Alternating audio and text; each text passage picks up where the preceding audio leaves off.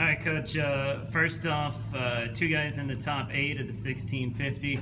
Akram edged out for second, but still incredible race for him, new school record. Tom getting in 6th. That's a PR for him. Those two guys have to make you really proud, and to put two guys in the top 8 has to make you really proud. Yeah, I mean it's something that we've never done before. It's the highest finish that we've ever had at the University of South Carolina. And Tom, from the afternoon heats, he did the same thing at SEC's.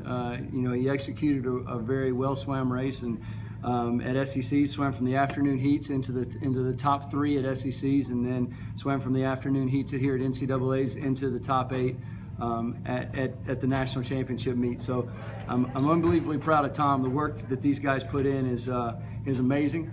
They really surprise us every day. Akram executed one of the he did exactly what we asked. I mean, you hurt so badly for this kid because you saw him set it up exactly how it had to be set up, and to just come up just that short, it's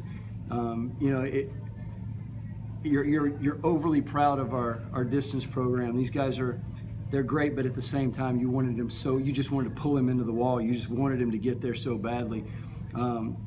But I know the work that they've put in, and having Mark Bernardino work in with that group has been a huge boost, and they did a great job. I mean, they carried this team this year, and they gladly took the responsibility of putting the group on their shoulders.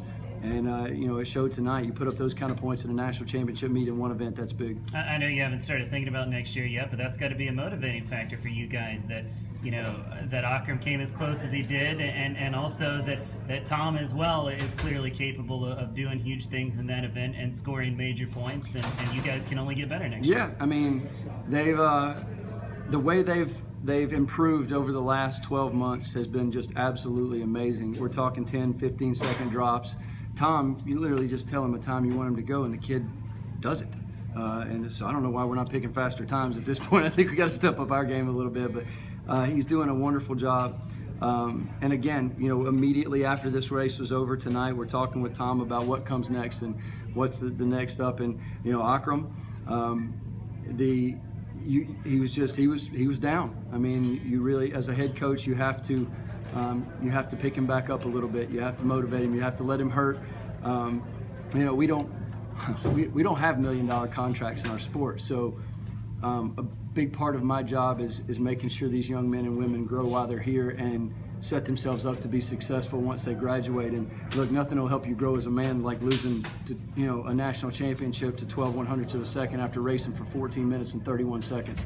So the first thing we have to do with him is go down and kind of talk him through this.